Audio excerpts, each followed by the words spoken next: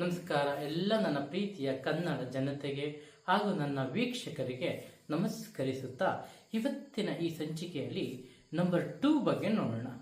Number 2 ಅಂದರೆ ಏನು, ಅದರಿಂದ ನಮ್ಗೆ ಯಾವ ರೀತಿ ಬೆನಿಫಿಟ್ಸ್ ಇದೆ, ಅವರ ಕ್ಯಾರೆಕ್ಟರಿಸ್ಟಿಕ್ಸ್ ಹೇಗಿದೆ, ಅವರ ಬಿಹೇವಿಯರ್ಸ್ ಹೇಗಿದೆ, ಅವರು ಏನೆಲ್ಲ ಅಚೀವ್ ಮಾಡ್ತಾರೆ ಅನ್ನೋದ್ರ ಬಗ್ಗೆ ನಾವು ಇವತ್ತು ನೋಡ್ತಾ ಹೋಗೋಣ ಕೂಲಂಕುಷವಾಗಿ.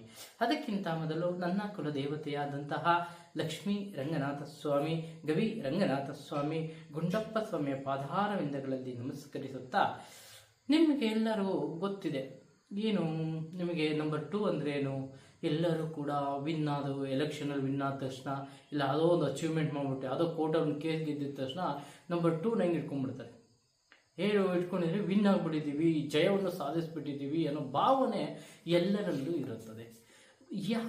ಇದಕ್ಕೆ ಯಾರು ಅಧಿಪತಿ? ನಂಬರ್ 2 ಅಂದ್ರೇ ನಿಮಗೆ ಗೊತ್ತಿರೋ ಹಾಗೆ ಚಂದ್ರನ ನಾವೇನಂತ ಕರಿತೀವಿ ಅಂದರೆ ಯೋಗಕಾರಕ ಅಂತ ಕರಿತೀವಿ. ಚಂದ್ರ ಇಲ್ಲಿ ನಂಬರ್ 2ಗೆ ಅಧಿಪತಿಯಾಗಿರ್ತಾನೆ, ಅವನು ಯೋಗಕಾರಕ ಕೂಡ ಹೌದು. ಇವನು ಯೋಗ ಎಲ್ಲಿ ಚಂದ್ರ ಇರ್ತಾನೋ ಅಲ್ಲಿ ಯೋಗ ಚೆನ್ನಾಗಿರುತ್ತದೆ, ಯಾರಿಗೂ ದಾರಿದ್ರ್ಯತೆ ಬರುವುದಿಲ್ಲ. ಮತ್ತೆ ಇವನು ಸೂಕ್ಷ್ಮಮತಿಯಂತಹ ವ್ಯಕ್ತಿತ್ವವನ್ನು ಹೊಂದಿರ್ತಾರೆ. ಮತ್ತು ಇವರು ಎಷ್ಟೇ ಆಡಂಬರ ಇದ್ದರೂ ಸಿಂಪಲ್ ಆಗಿ ಬದುಕುವಂತಹ ಯೋಗಗಳನ್ನು ಇವರು ಹೊಂದಿರ್ತಾರೆ. ನೋಡಿ, ಚಂದ್ರ ಅಂದ್ರೇನೆ ನೀವು ಅನ್ಕೊಂಡಿರೋ ಹಾಗೆ ನಾವು ಚಂದ್ರನ ತಗೊಂಡಾಗ ಚಂದ್ರ ಯಾವಾಗಲೂ ಆಡಂಬರ ಪುರುಷ. ಚಂದ್ರ ಯಾವಾಗಲೂ ವಜ್ರಾಯುಧವನ್ನ ಇಟ್ಕೊಂಡು ರಂಬೆ, ಊರ್ವಶಿ, ಮೇನಕೆಯವ್ರ ಜೊತೆ ಜೀವನವನ್ನ ವಿಲಾಸದ ಜೀವನ, ಅವರು ಹೇಗೆ ಬದುಕ್ತಾರೆ, ಖುಷಿಯಾಗಿ ಯಾವಾಗಲೂ ಜೀವನ ಸವಿಯುವಂಥವನು ಚಂದ್ರ. ಹಾಗಾಗಿ ಚಂದ್ರನ ಒಂದು ಕೃಪಾ ಕಟಾಕ್ಷದಲ್ಲಿ ಜನಿಸಿದಂತಹ ಮಕ್ಕಳು ಯಾವಾಗಲೂ ಅವರು ಒಂದು ಸ್ವಲ್ಪ ಉಲ್ಲಾಸ ಅಂದರೆ ಖುಷಿಯಾಗಿರ್ತಾರೆ, ಯಾವುದೇ ತೊಂದರೆಗಳಿಲ್ಲದಂತೆ ಅವರು ಜೀವನವನ್ನು ನಡೆಸ್ತಾ ಇರ್ತಾರೆ.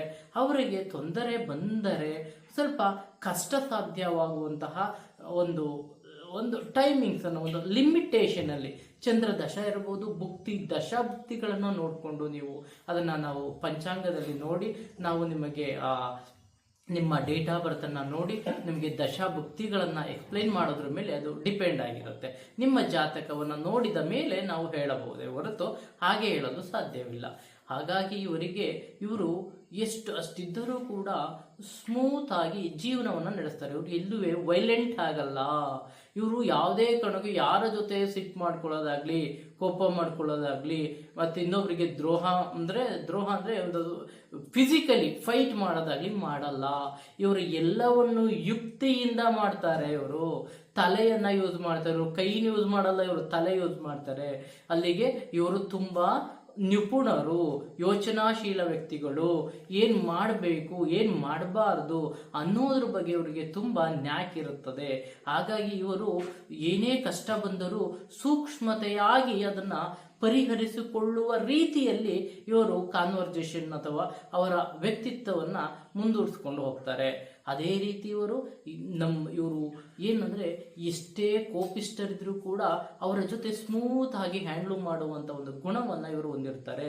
ಈಗ ನೀವು ಕೇಳಿದಿರ, ಅಯ್ಯೋ ಇವನೇನಪ್ಪ ಬೆಣ್ಣೆ ಒಳಗಡೆ ಕೂದಲು ತೆಗೆದು ಮಾತಾಡ್ತಾನೆ ಅಂದ್ರೆ ಅಷ್ಟು ಸೂಕ್ಷ್ಮ ಬುದ್ಧಿಯನ್ನ ಇವರು ಉಪಯೋಗಿಸಿಕೊಂಡು ವ್ಯವಹರಿಸುತ್ತಾರೆ. ಕೆಲವೊಬ್ಬರಲ್ಲಿ ಆದರೂ ಅವರು ಯಾರೊಂದಿಗೂ ಸಿಟ್ಟನ್ನು ಮಾಡ್ಕೊಳ್ಳೋದಿಲ್ಲ. ಅದೇ ರೀತಿ ಇವರು ಸ್ವಲ್ಪ ಆಡಂಬರ, ಭೋಗಕಾರಕ ಜೀವನ ಇವರು ಇಷ್ಟಪಡ್ತಾರೆ. ಅವರು ಹಾಗೆ ಕೂಡ ಇರ್ತಾರೆ. ಅವರು ಸಾಯುವವರೆಗೂ ಕೂಡ ಆ ನಂಬರಲ್ಲಿ ಜನಿಸುವರು ಉಲ್ಲಾಸದ ಜೀವನವನ್ನು ಮಾಡಿಯೇ ಅವರ ಜೀವನವನ್ನು ಸವಿಸುತ್ತಾರೆ ಅನ್ನೋದ್ರಲ್ಲಿ ಎರಡು ಮಾತಿಲ್ಲ. ಇದನ್ನ ಹೇಳ್ತಾ ಇವತ್ತಿನ ಈ ಸಂಚಿಕೆಯನ್ನು ಮುಗಿಸ್ತಾ ಇದ್ದೀನಿ. ಎಲ್ಲರಿಗೂ ದಯಮಾಡಿ ನಮ್ಮ ಶಾಸ್ತ್ರ ಸಿದ್ಧಾಂತವನ್ನು ಸಬ್ಸ್ಕ್ರೈಬ್ ಮಾಡಿ, ಶೇರ್ ಮಾಡಿ, ಲೈಕ್ ಮಾಡಿ ಅಂತ ತಮ್ಮಲ್ಲಿ ಕೇಳ್ಕೊತೀನಿ.